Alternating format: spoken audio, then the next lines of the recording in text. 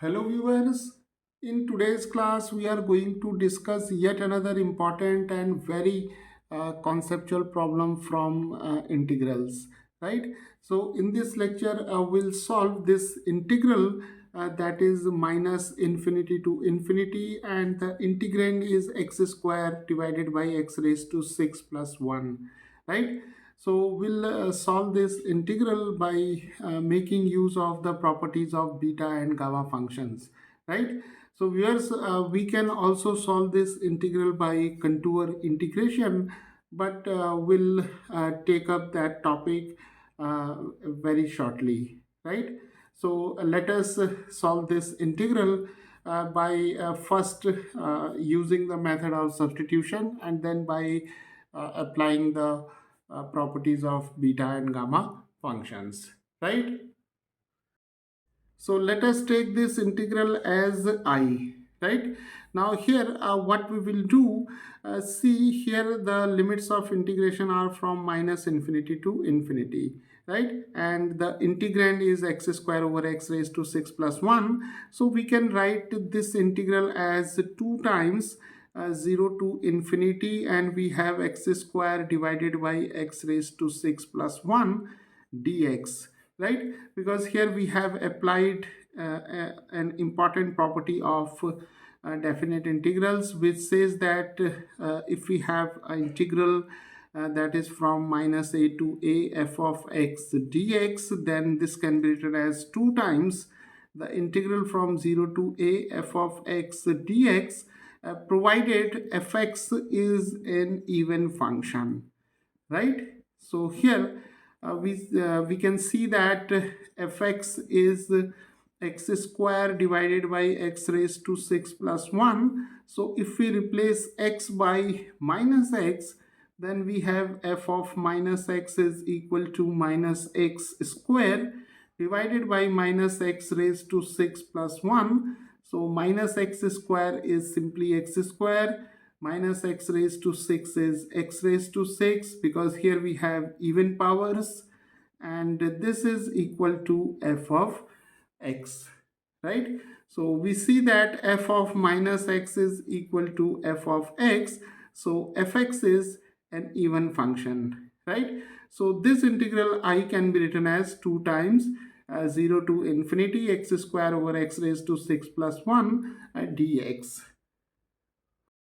So now let us make use of the method of substitution, right? So here what we will do, we'll take t is equal to x raised to 6, right? So that x is equal to t raised to 1 over 6, and here the limits of integration vary from 0 to infinity. So when x is 0, then t is 0, and when x is infinity, that is when x tends to infinity, then obviously t also tends to infinity, right?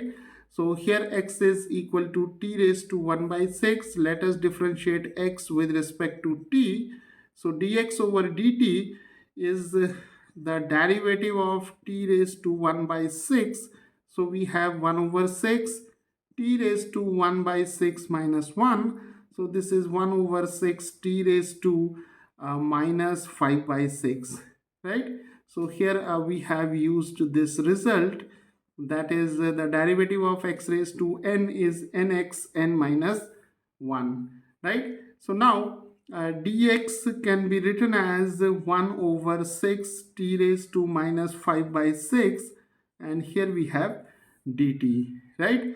So now I can be written as 2 times, we have 0 to infinity, t varies from 0 to infinity, x square can be written as t raised to 2 by 6, and here we have in the denominator we have t plus 1, and dx is 1 by 6, t raised to minus 5 by 6, and here we have dt, right?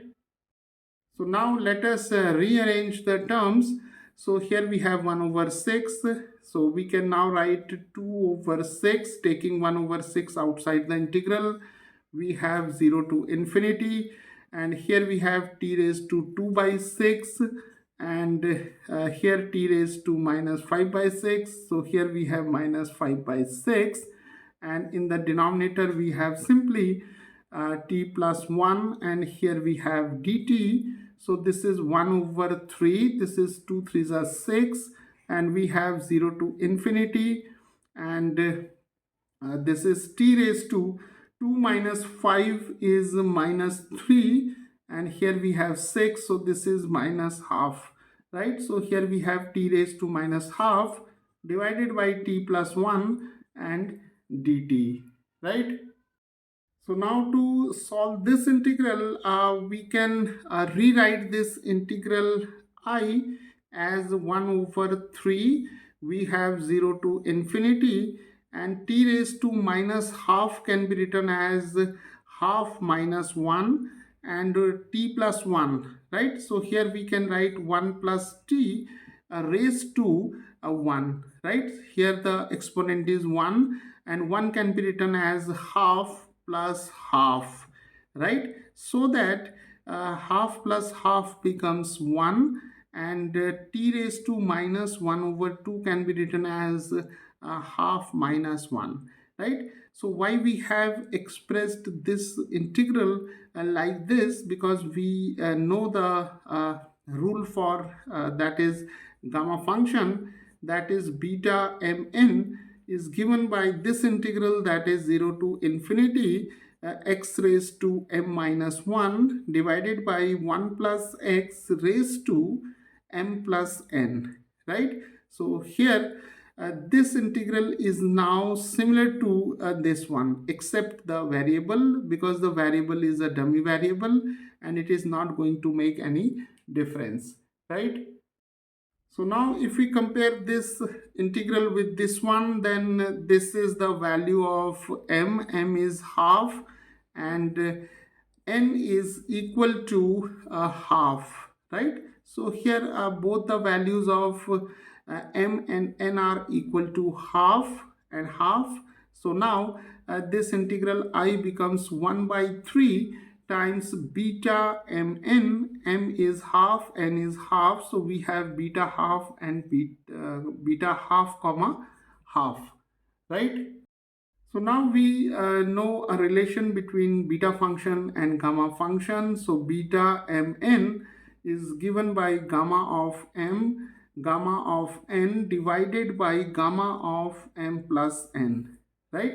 So beta half comma half is equal to gamma of half. Here we have gamma of half divided by gamma of half plus half, right? And we know that the value of gamma half is equal to square root of pi. So here we have square root of pi, here also we have square root of pi divided by gamma of 1. Half plus half is 1, and the value of gamma 1 is equal to 1. So root pi times root pi is equal to pi, and gamma 1 is equal to 1, so this is equal to pi, right? So the value of beta half comma half is pi. So here we have 1 over 3 times pi, right? So the value of beta half comma half is pi. So now the value of I is given as pi by 3, right? So viewers, this is how, by making use of the concept of beta and gamma function, we can solve these kind of integrals easily, right?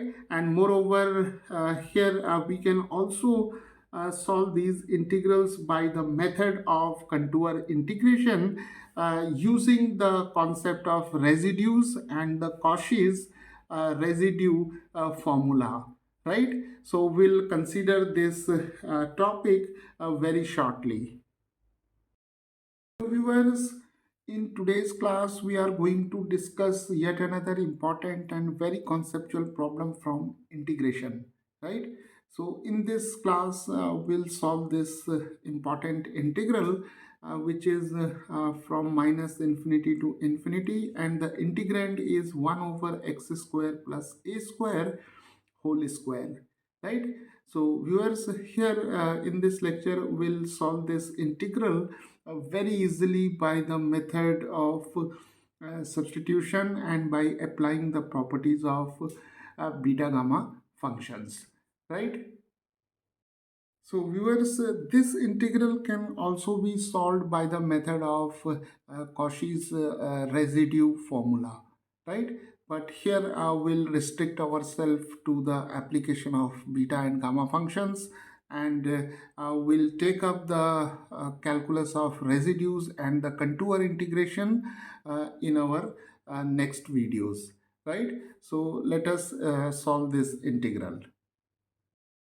So let us take this integral as I, right? And here we'll make the substitution, that is x square is equal to a square t, right? So t is our new variable, right?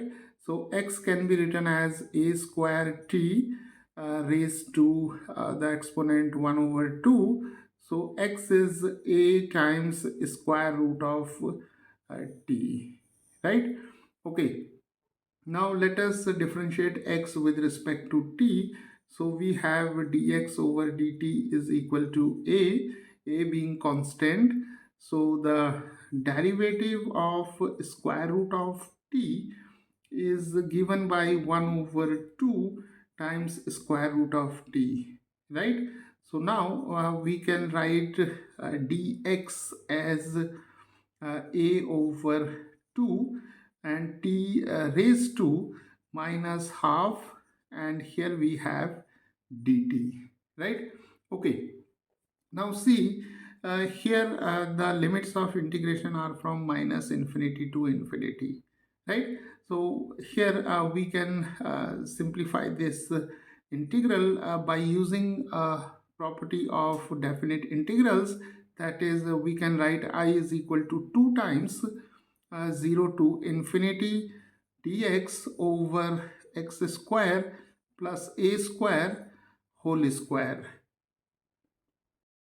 So here we have applied an important property of definite integrals, which says that minus a to a f of x dx is equal to 2 times 0 to a f of x dx, right? Provided this function or this integrand f of x is an even function, right? So here f of x is given by 1 over x square plus a square whole square, and we can easily see that if we replace x by minus x, then f of minus x is equal to 1 over minus x square plus a square, and here we have square. So this is 1 over minus x square is simply x square, and this is a square whole square, right? So we again get the function itself, right? So f of minus x is equal to f of x, which suggests that the integrand 1 over x square plus a square whole square is an even function. So we can apply this property. So minus a to a, here we have minus infinity to infinity. So this is 2 times 0 to a, 0 to infinity, and this function f of x, right? So now let us express this integral I in terms of the variable t, right? So we have 2 here, 0 to infinity. Now see here the limits of integration are from 0 to infinity, because when x is 0, then the value of t can be calculated from this expression. So the value of t is also 0, and when x is infinity, that is when x tends to infinity, then t also tends to infinity, right? So we have 0 to infinity. Dx can be replaced by a by 2, t raised to minus half. Here we have dt, and in the denominator we have x square. X square can be replaced by a square t plus a square, and here we have square, right? So now This 2 and this 2 get cancelled, and we can take a outside the integral. So we have 0 to infinity t raised to minus half dt, and here we can take a square common. So now when we take a square common, we get a raised to 4, right? Because here we have a square, we have whole square. So we have a square t plus 1, and here we have the whole square. So this is 4, and we have here t plus 1 square, right? So here this a and 1a get cancelled, so we are left with 1 over a cube, and we have 0 to infinity, and here we have t raised to minus half dt, and in the denominator we have t plus 1 whole square, right? So now let us rewrite this integral in terms of beta function, right? So we have I is equal to 1 over a cube, 0 to infinity. Here we have t raised to minus half, and t raised to minus half can be written as half minus 1, because half minus 1 is minus half, and t plus 1 square can be written as half plus, here we can write 3 by 2, right? And here we have dt, because half plus 3 by 2 is 2, right? 3 plus 1 is 4, 4 divided by 2 is 2. So we have expressed this integral like this, because we know that beta m comma n is given by this integral, that is 0 to infinity x raised to m minus 1 divided by x plus 1 raised to m plus n, and here we have dx, right?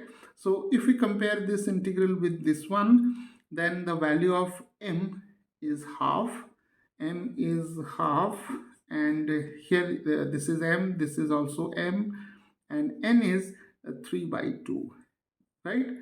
So now this integral I can be written as 1 over a cube, and we have here beta of mn, and m is half, n is 3 by 2, so we have 1 over a cube beta of half comma 3 by 2, right? So now we have to calculate the value of beta half comma 3 by 2. So now for calculating this expression, we have another important relation, that is beta mn is given by gamma of m, gamma of n divided by gamma of m plus n, right? So beta half 3 by 2 is given by gamma of half, gamma of 3 by 2 divided by gamma of half plus 3 by 2, right? So now see, we have one important relation in gamma function, which says that gamma of n plus 1 is equal to n times gamma of n, right? So gamma of 3 by 2 can be written as gamma of half plus 1. So this is half, because n is half, so we have half times gamma of half, right? And gamma of half is square root of pi, right? Because we have gamma of half is equal to square root of pi. So here we have now 1 over a cube, and the value of this expression is gamma half. Gamma half is square root of pi, and gamma 3 by 2 is half square root of pi, and in the denominator we have gamma of 3 plus 1, 4 over 2, that is gamma of 2. So now the value of gamma of 2 is 1, right? Because we know that gamma of n plus 1 is equal to n factorial, right? So gamma of 2 can be written as 1 plus 1, so that is 1 factorial, and 1 factorial is equal to 1, right? So now we have 1 over a cube, and this is half times the square root of pi times the square root of pi, so this is pi over 2, and gamma of 2 is 1, right? So the value of this integral can now be written as pi divided by a 2a cube, right? So here's the value of this integral is pi over 2 times a cube,